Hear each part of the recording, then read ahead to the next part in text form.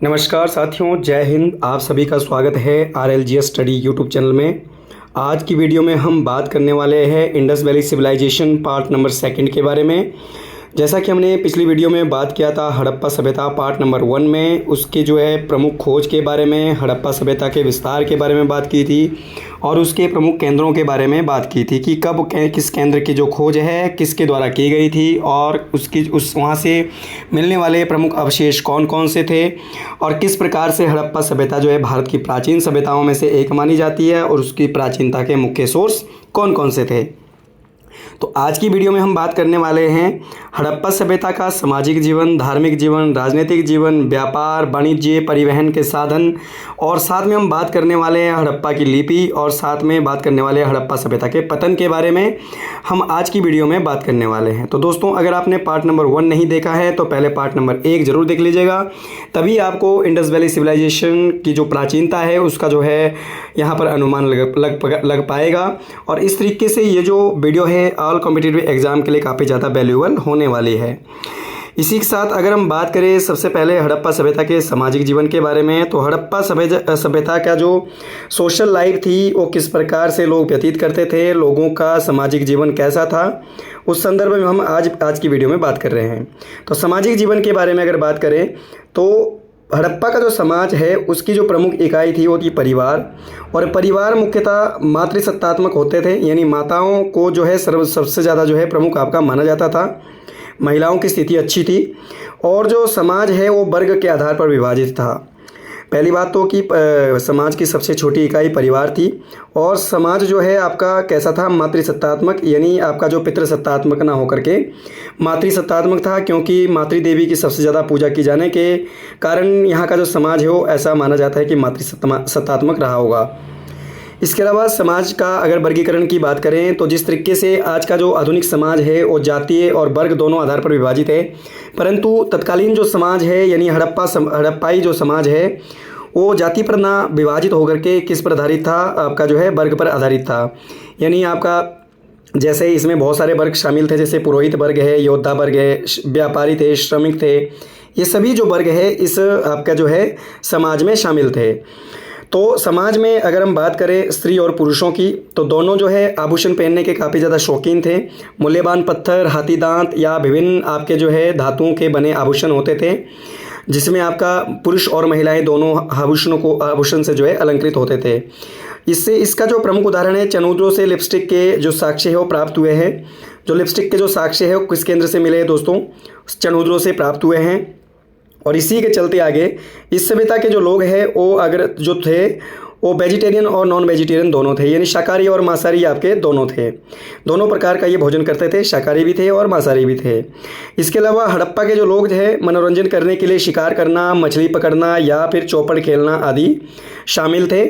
ये सारी इनके मनोरंजन के साधन थे। और इसके अलावा इनका जो प्रमुख वाद्य यंत्र था वो आपका बांसुरी था, फ्लूट। ये तो आपका सबसे प्राचीन वाद्य यंत्र इनका माना गया है। तो इस तरीके से इनके जो मनोरंजन के साधन थे वो शिकार करना, मछली पकड़ना या चौपड़ खेलना आदि, ये इनके प्रमुख मनोरंजन के साधन रहे। इसके अलावा आगे अगर हम बात करें हड़प्पा सभ्यता के समाज के बारे में, तो हड़प्पा समाज में अंत्येष्टि जो संस्कार है, अंत्येष्टि मतलब शरीर की यानी जब कोई व्यक्ति मर जाता था तो उसके शरीर का जो अंतिम संस्कार है वो किस प्रकार किया जाता था, तो उसको 3 प्रकार से उसका अंतिम संस्कार किया जाता था। पहला होता था जलाकर, कि शव को पूरी तरीके से जलाया जाता था। दूसरा, शव को ज़मीन में दफनाया जाता था। और तीसरा, किसी खुले स्थान पर रखा जाता था, मतलब कि किसी खुले स्थान पर रखा जाता था और उसका जो डेड बॉडी है, उसका जो मांस है वो पशु पक्षियाँ जब खा लेते थे तो उसके बाद जो अस्थि कंकाल बच जाता था उसको फिर दोबारा दफनाया जाता था। तो मरने के पश्चात उस व्यक्ति का जो मांस है वो पशु पक्षियों के काम आने के संदर्भ में इस प्रकार से भी अंतिम संस्कार आपके करते थे। शव को इस प्रकार से अंतिम संस्कार किया जाता था। हड़प्पा से मिलने वाला जो कब्रिस्तान है, मुख्यतः जो कब्रिस्तान है जिसे एच नाम का कब्रिस्तान दिया गया, ध्यान रखना, हड़प्पा से एच नाम का जो कब्रिस्तान है, एच नाम उसको दिया गया है। ये कब्रिस्तान आपका हड़प्पा केंद्र से आपका मिला है। हड़प्पा का जो प्रमुख केंद्र है वहाँ से आपका ये मिला है। हड़प्पा के लोग माप तोल के लिए दशमलव प्रणाली पर बाँटों, यानी आपका आपके तोलने का जो माप तोल करने का जो सिस्टम था वो आपके जो है दशमलव प्रणाली पर आधारित होते थे, जैसे जिनका अनुपात प्राय कैसा रहता था 1 KG, 2 KG, 4 KG, 6 KG, 8 KG, 12 KG, 16 KG, इस तरीके से जो है इनका रेशो जो है आपका रहता था। तो इस प्रकार से ये हड़प्पा के लोग जो है इस प्रकार के जो है चीज़ों का यूज करते थे, इस प्रकार की वस्तुओं का यूज करते थे और आपका जो है इस पर कईयों प्रकार से जो है इस प्रकार से जो है आपकी अंत्येष्टि जो है शरीर की करते थे। तो ये सारी की सारी जो चीज़ें हमने बात करा हड़प्पा के समाज के बारे में हमने यहाँ पर बात कर ली है। इसके बाद अगर बात करें हम राजनीतिक जीवन की, पॉलिटिकल जो लाइफ थी उनकी कैसी थी, तो दोस्तों जो हड़प्पा था, हड़प्पा के लोग युद्ध प्रिय ना होकर के शांति प्रिय थे, इसीलिए काफ़ी औजार बनाने में उन्होंने काफ़ी ज़्यादा उन्नत जो है आपका योगदान, उनके जो औजार थे मुख्यतः वो बने होते थे कांसे या फिर तांबे के, ठीक है। तो उन्होंने इस संदर्भ में कोई महत्वपूर्ण कार्य नहीं किया औजार के संदर्भों में, इसी कारण से क्योंकि वहाँ के जो लोग हैं पूर्ण रूप से शांतिप्रिय रहे होंगे, युद्ध प्रिय नहीं थे। बाकी जो पिगट था, एक इतिहासकार पिगट महोदय ने हड़प्पा और मोहनजोदाड़ो को जुड़वा राजधानी की संज्ञा भी दी है कि हड़प्पा जो ये पूरी सभ्यता थी इसकी जो दो आपकी कैपिटल थी वो थी आपकी मोहनजोदाड़ो और आपकी जो है हड़प्पा। ये किसने कहा दोस्तों? पिगट ने। इसके अलावा आर्थिक जीवन की अगर बात करें तो दोस्तों आर्थिक जो जीवन था इनका मुख्य व्यवसाय था शिल्प, कृषि, पशुपालन, व्यापार, ये सभी चीज़ें क्या है इसमें शामिल थी। इस माध्यम से क्या है अपनी जो है आय जो है आपका वो प्राप्त करते थे। शिल्प यानी आपका जो है शिल्प के माध्यम से, पशुपालन के माध्यम से, व्यापार के माध्यम से, ये उनकी आय के प्रमुख साधन थे। सिंधु सभ्यता के लोग व्यापार के लिए प्रमुख बंदरगाहों के माध्यम से व्यापार करते थे। इनके प्रमुख बंदरगाह थे जैसे आपके लोथल था, रंगपुर था, सूतकोटड़ा था, ये आपके प्रमुख बंदरगाह थे। इनमें से सबसे बड़ा जो बंदरगाह है हड़प्पा सभ्यता का वो कौन सा था? लोथल, जो हड़प्पा का सबसे प्रमुख पतन केंद्र भी कहा जाता है, अपने आप में एक विशाल डॉकयार्ड था। तो ये जो है आपका, ये हमने बात करी आर्थिक जीवन से संबंधित इनके बारे में कुछ महत्वपूर्ण। इसके अलावा अगर हम बात करें परिवहन से संबंधित, यानी आपके जो आने जाने के जो इनके साधन थे, किस प्रकार से व्यापार करते थे, आपके जो वस्तुओं को एक स्थान से दूसरे स्थान पर ले जाने के लिए किस माध्यम का प्रयोग करते थे, तो हड़प्पा के जो लोग हैं, हड़प्पा और मोहनजोदाड़ो से प्राप्त जो मुहरे हैं वहाँ से जहाज़ों और नावों के चिन्ह मिले हैं या फिर जहाज़ों के साक्ष्य मिले हैं। यानी जो आपका दूसरे देश के या फिर दूसरी सभ्यताओं के साथ जो ये व्यापार करते थे ये जहाज़ों के माध्यम से, जलमार्ग से करते थे, जिसमें जलमार्ग में मुख्यतः नावों और आपका जो है जहाज़ों का प्रयोग करते थे। जबकि आंतरिक भाग में यानी अपने स्थान के अंदर ही अपने आंतरिक हिस्सों में व्यापार करने के लिए बैलगाड़ियों का प्रयोग करते थे, जिसके माध्यम से वस्तुओं को एक स्थान से दूसरे स्थान तक ले जाते थे। तो ये इस तरीके का जो आपकी महत्वपूर्ण जो उपलब्धि है हड़प्पा वासियों ने प्राप्त कर ली थी, तो जो कि आज भी प्रचलित है। इसके अलावा विनिमय अगर पद्धति देखें तो विनिमय जो है व्यापार का प्रमुख साधन रहता था, यानी वस्तुओं का जो आदान प्रदान व्यापार का मुख्य साधन होता था। कि इस तरीके से जो इनका जो व्यापार चलता था वो वस्तु विनिमय के आधार पर चलता था। क्योंकि यहाँ पर जो मुद्रा की अगर बात करें तो मुद्रा का प्रचलन काफ़ी कम था, मुद्रा के बहुत कम साक्ष्य मिले सिक्के के माध्यम सिक्के के रूप में। तो इनका जो व्यापार होता था मुख्यतः वस्तुओं के आदान प्रदान से ही होता था। कुछ केंद्रों से व्यापार के लिए मुद्रा का प्रयोग के रूप में सिक्के के साक्ष्य मिले हैं, परंतु कुछ एक स्थानों से केवल सिक्के मिले हैं। अधिकतर स्थान पर जो है आपका व्यापार होता था वो वस्तुओं के आदान प्रदान से होता था। इनकी जो मुद्रा है दोस्तों वो टेराकोटा या सेल खड़ी से बनी होती थी, यानी मिट्टी को पका करके, मिट्टी को स्ट्रॉन्ग करके जो आपका जो उसको आकार दिया जाता था उसे उसकी मुद्रा आपका जो है मुद्रा ढलाई का काम करते थे, जो कि मुख्यतः टेराकोटा और आपका जो है सेल खड़ी की बनी होती थी। तो इस संदर्भ में हमने बात करा हड़प्पा के आपका जो है परिवहन और आपके जो है इनकी आय के साधन के बारे में। अभी मुख्यतः अगर कृषि की बात करें, हड़प्पा वासियों ने कृषि पर सर्वाधिक बल दिया। तो कृषि में गेहूं, जौ, मटर, तिल, सरसों, कपास आदि फसलों का उत्पादन करते थे। इनकी प्रमुख फसलें थी गेहूं और जौ और एवं कपास इनकी प्रमुख उपज थी। विश्व में सबसे पहले कपास की खेती हड़प्पा वासियों ने की थी। और दोस्तों यूनानियों के द्वारा जो नाम दिया गया कपास को दिया गया सिंडन।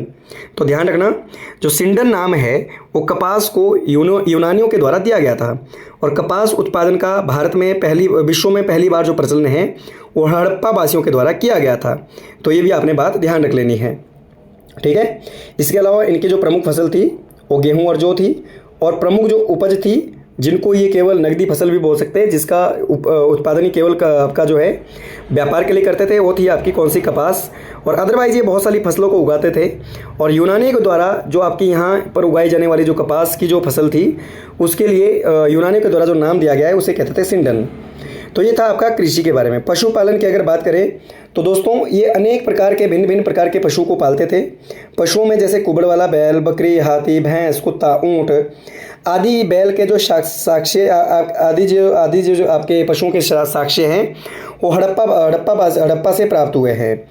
यहाँ के लोग घोड़े और गाय से अपरिचित थे। देखिए दोस्तों, परंतु आपने ध्यान रखना है, कईयों बारी प्रश्न आ जाता है कि हड़प्पा के किस केंद्र से घोड़े के अवशेष मिले हैं। तो जो घोड़े के अवशेष मिले हैं सूत कोटला से मिले हैं।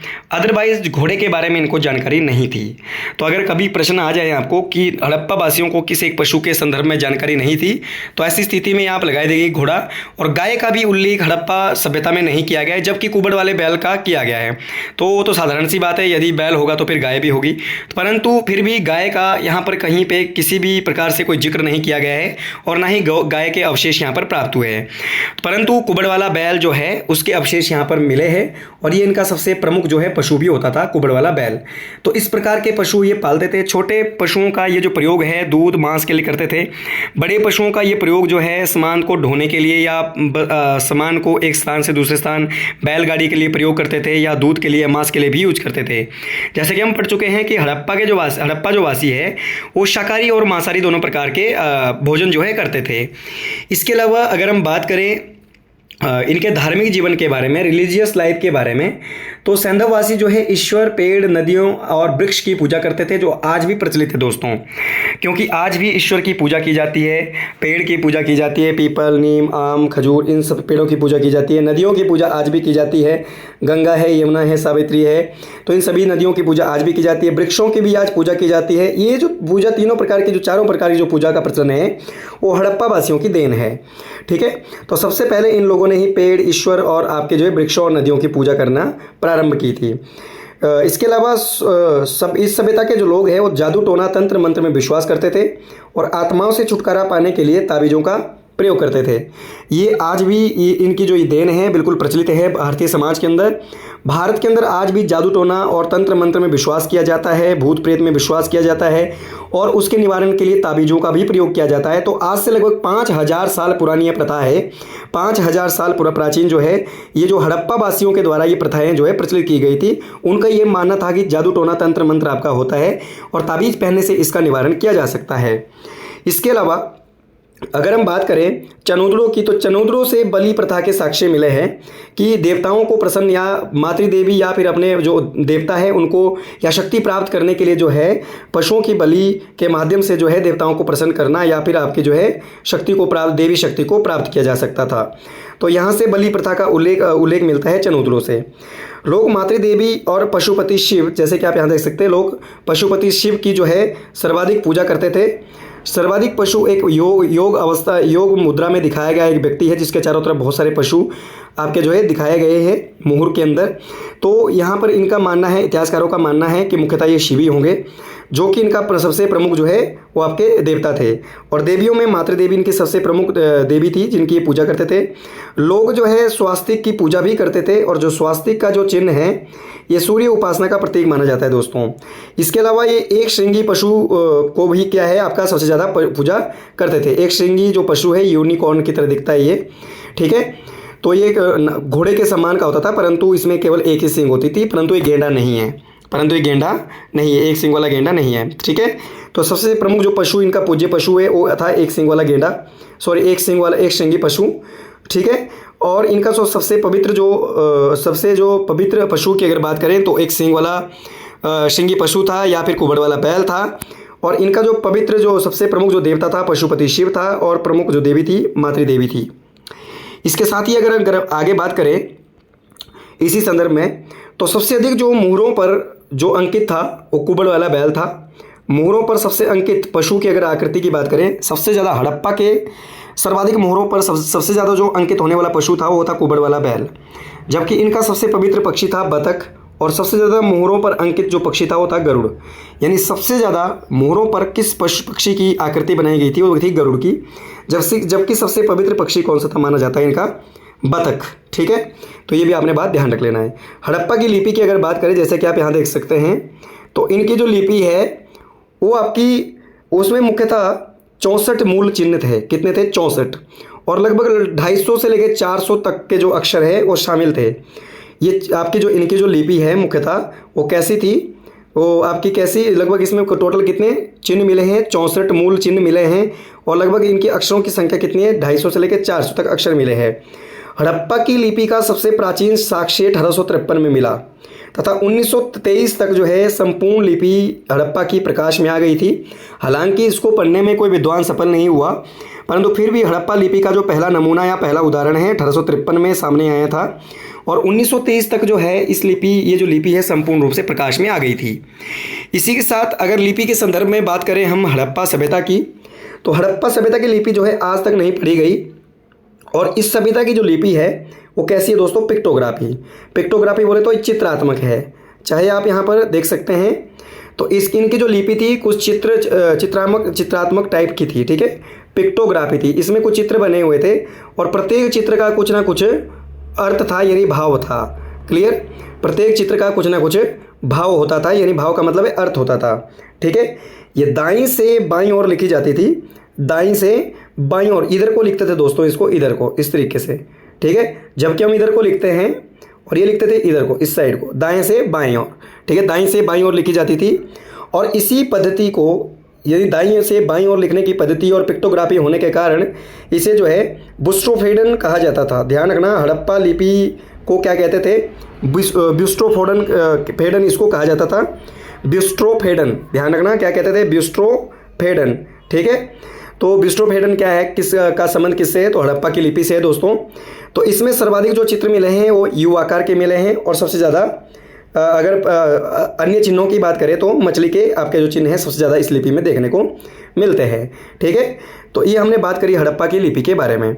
तो हड़प्पा की लिपि के साथ साथ अगर हम बात करें हड़प्पा के पतन के कारण, तो दोस्तों पतन के कारण को पढ़ने से पहले हमने बात करी हड़प्पा सभ्यता के खोज के बारे में, उसके विस्तार के बारे में, उसके कालक्रम के बारे में, उसके विभिन्न नामों के बारे में हमने बात की, उसके प्रमुख जो केंद्र है, कौन सा केंद्र कहाँ पर है, किसकी खोज किसने की है, और कौन से केंद्र से किस प्रकार के अवशेष जो है वो खोजे गए हैं।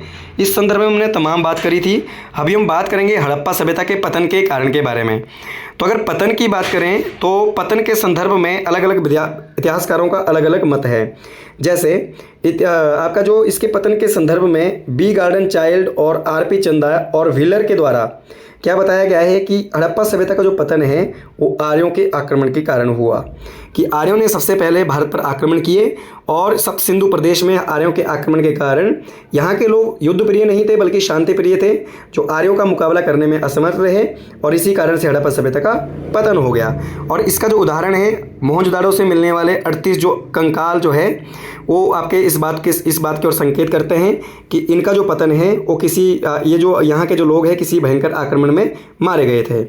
तो इसका जो उदाहरण देते हुए किसने कहा है, आर्यों के आक्रमण जो कारण बताया हड़प्पा के पतन का, बी गार्डन चाइल्ड ने, आर.पी. चंदा और व्हीलर के द्वारा जो है ये आपका जो है उदाहरण दिए गए हैं कि आर्यों के आक्रमण से इनका डिस्ट्रॉय हुआ है।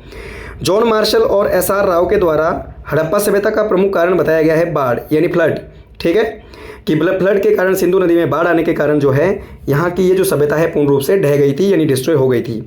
ऑरलस्टाइन ने इस सभ्यता का प्रमुख जो कारण बताया है, पतन का प्रमुख कारण बताया है, वो बताया जलवायु परिवर्तन, क्लाइमेट, जो चेंजिंग क्लाइमेट है उसको क्या है ऑरलस्टाइन ने इसके पतन का प्रमुख कारण बताया है, क्योंकि यहाँ पर लगातार बढ़ती जनसंख्या के कारण और लगातार जंगलों को साफ करने के कारण धीरे धीरे क्या है आपका वायुमंडल में परिवर्तन होना शुरू हो गया, सूखा या फिर वर्षा ना होना, इस प्रकार की जो समस्याएं पैदा हो गई, और जिसके कारण ये सभ्यता धीरे धीरे उजड़ गई थी। और के.यू.आर. केनेडी के द्वारा इस सभ्यता का जो प्रमुख जो आपका पतन का मुख्य कारण माना गया है वो माना गया है महामारी, यानी किसी प्रकार की भयंकर बीमारी या महामारी आने के कारण जो है ये जो सभ्यता है उसका पतन या ह्रास हो गया था, जिसके कारण इसके भिन्न भिन्न जो केंद्रों में आपके जो एक के बाद एक जो है डिस्ट्रॉय होना शुरू हो गया था। और KUR कनेडी के अनुसार जो महामारी है वो हड़प्पा सभ्यता का प्रमुख कारण माना जाता है।